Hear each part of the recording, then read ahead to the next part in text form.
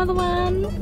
Bersama saya Vira, seorang mahasiswi Sains Komunikasi Universitas Juanda Bogor. Dalam video kali ini, Vira bersama rekan-rekan dari kelompok 3 mata kuliah Sosiologi Komunikasi bakal ngasih info buat kamu semua tentang salah satu teori sosiologi, yaitu teori dramaturgi. Seperti apa? Sebelumnya jangan lupa subscribe channel YouTube ini dan jangan lupa juga like kalau kamu suka sama video ini.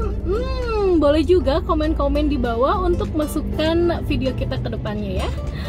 Let's go, ikutin kita terus ya dalam video kali ini. Semoga bermanfaat.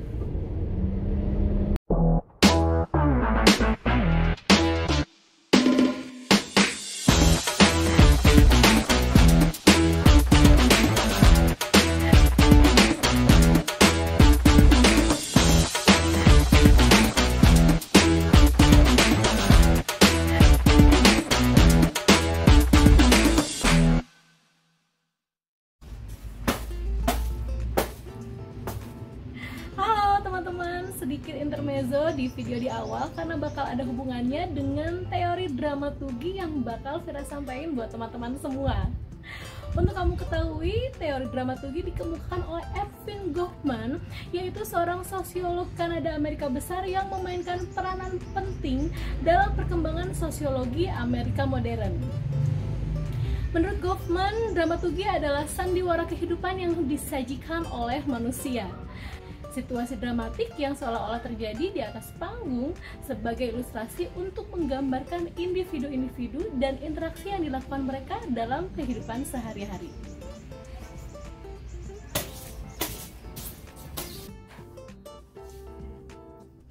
Jadi, apa sih itu teori dramaturgi? Istilahnya sih yang lebih mudah dalam kenyataan hidup zaman now, yaitu pencitraan. Apa yang sejatinya di depan layar tidak sesuai dengan sebenarnya di belakang layar. Ketika di luar, Vira bisa menjadi seorang mahasiswi, bisa menjadi ibu-ibu sosialita, bahkan bisa menjadi siapapun. Apalagi untuk di medsos, mungkin bisa menjadi selebgram. Tapi di rumah tetap menjadi ibu rumah tangga yang sejatinya benar. Mudahnya gini guys, kalau kamu suka lihat di postingan foto, video, bahkan caption di berbagai media sosial yang disampaikan pasti foto atau video atau caption yang menarik, yang wow, yang wah, yang membuat orang kagum-kagum untuk menyampaikannya hingga dapat banyak feedback yang menarik, feedback yang baik, positif, like yang banyak, dan komen-komen yang menakjubkan.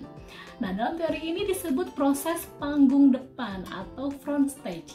Foto, video, dan caption tersebut adalah front stage yang selalu ingin terlihat bagus, cantik, kaya, menarik, dan yang penting baik di depan banyak khalayak.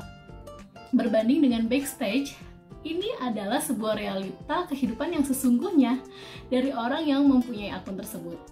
Dengan menganalisa hal tersebut, sebuah penceritaan dapat menimbulkan sesuatu yang negatif ketika seseorang dipaksakan dalam kondisi yang tidak sebenarnya, menjadi harus tampil sesempurna mungkin. Oke guys, baik, selanjutnya rekan-rekan saya akan menyampaikan beberapa contoh mengenai teori dramaturgi dalam kehidupan sehari-hari, beserta manfaat dan kesimpulannya. Lanjut, saya akan menjadi seorang Vira di backstage dulu ya. Enjoy watching dan see you.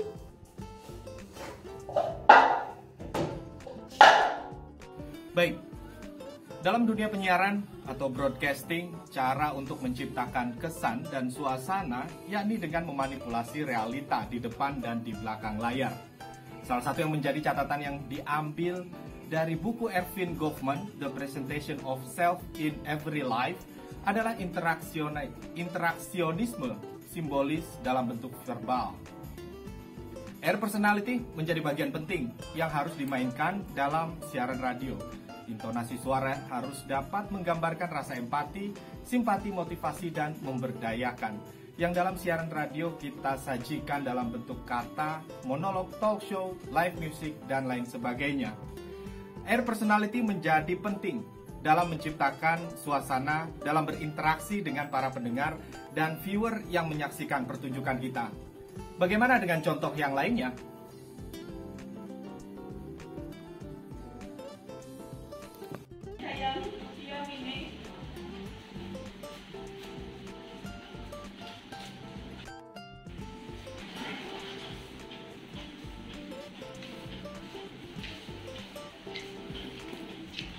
Pagi, Kak. Pagi.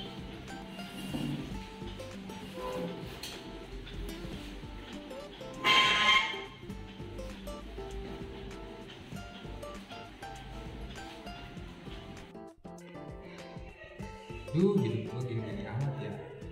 Gabut kali. Makanya. Oh iya, betul aja.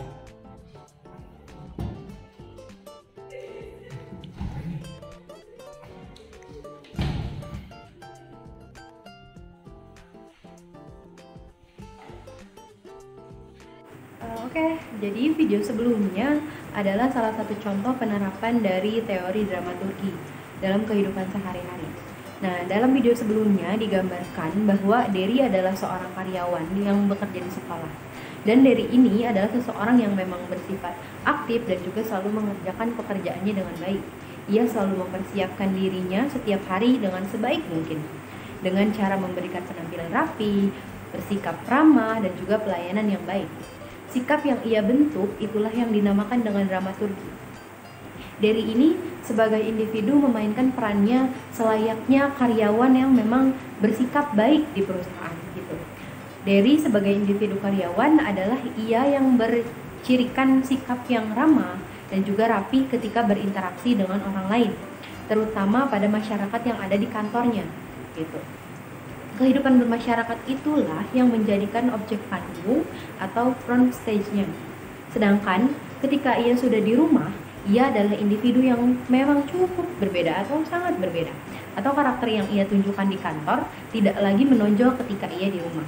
Dan keadaan itulah yang dinamakan dengan keadaan backstage atau di belakang panggung. Layaknya sebuah teater atau sebuah pertunjukan.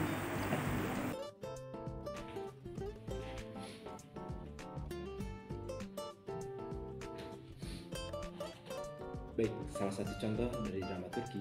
Di era modern ini, banyak sekali orang yang mendadak menjadi seorang selebgram. Selebgram adalah sebutan yang identik dengan salah satu platform media sosial, yaitu Instagram. Sederhananya, selebgram adalah orang-orang yang mendapatkan ketenaran dari platform tersebut dengan berbagai alasan tentunya. Ada yang dikenal karena kecantikan dan ketampanannya. Ada juga yang memiliki kemampuan akting, suara yang enak untuk didengar. Dan masih banyak ketenaran yang mereka dapatkan berujung pada meningkatnya jumlah followers. Dengan meningkatnya jumlah follower mencapai jutaan, bisa menjadi ladang bisnis untuk akun media selebgram mereka. Menjadi seorang selebgram tentulah tidak mudah, tentulah tidak instan, penuh dengan perjuangan dan tidak dengan waktu yang sangat singkat. Sekian.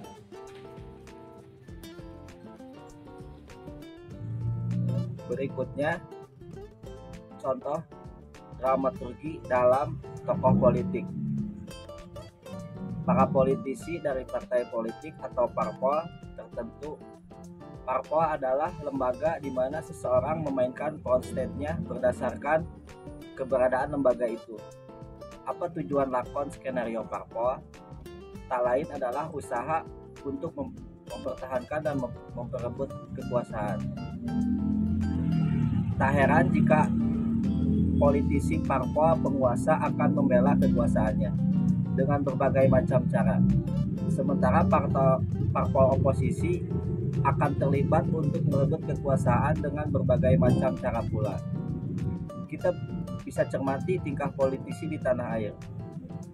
Sebagaimana kehidupan ini, politik tak lain juga sebuah panggung dengan banyak aktor yang terlibat. Dalam politik, seseorang individu juga menampilkan onstage dan backstage secara berbeda. Seseorang tentu akan menjadi lain dan dari sebenarnya setelah ia tampil menjadi politisi. sebagai sebuah panggung politik juga penuh dengan skenario sesuai tujuan akhir lembaga politik.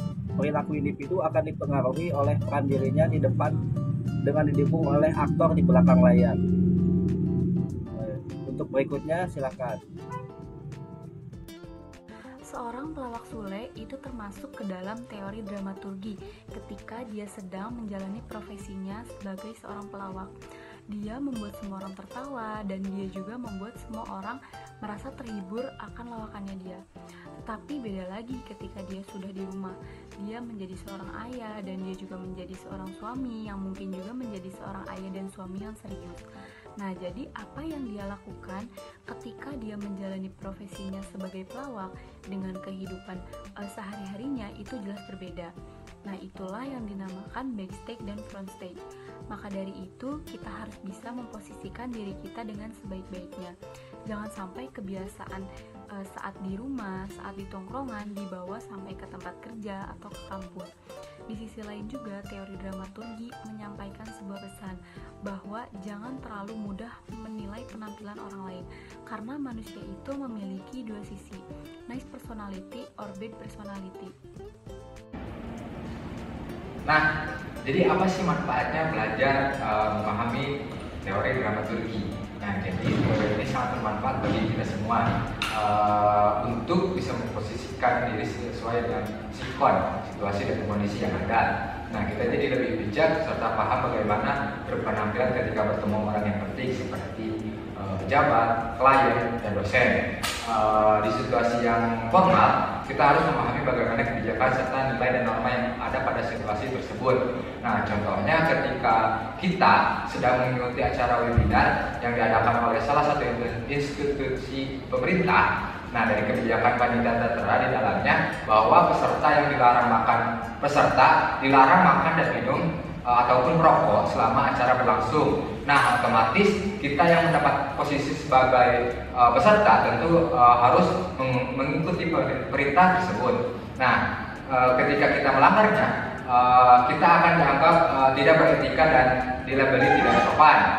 Jika hal ini terus berlanjut, nanti ditakutkan menjadi sebuah habit. Nah, habit atau sebuah kebiasaan tidak ada yang salah. Nah, yang menjadi tolak ukur salahnya yaitu apakah termasuk standar yang baik atau buruk. Nah, maka dari itu kita harus bisa memposisikan diri kita sebaik mungkin.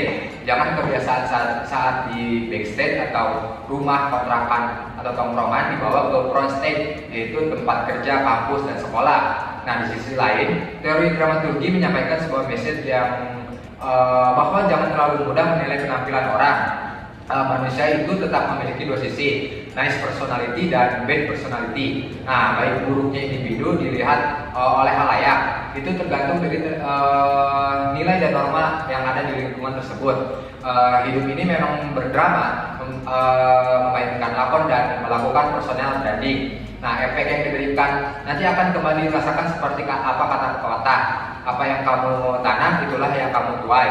Nah, jadi selalu pertimbangkan jika kamu ingin berpenampilan di depan khalayak.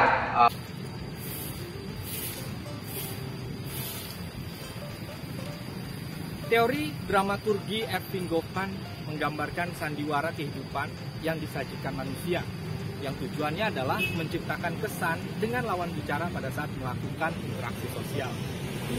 Suasana dan situasi dramatik, ceria, penuh semangat bahkan menginspiratif, diolah sedemikian rupa dengan berbagai atribut dan pastinya persiapan. Dan ujung-ujungnya adalah berubahnya sikap dan perilaku dari lawan bicara sesuai dengan yang diinginkan. Manusia memiliki kemampuan untuk berpikir dan mempelajari sesuatu, sehingga dapat mengimitasi perilaku dan gaya manusia lainnya.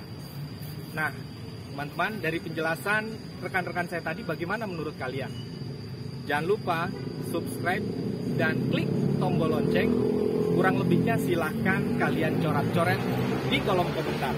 Saya Yofri Haryadi, pamit undur diri. Wassalamualaikum warahmatullahi wabarakatuh.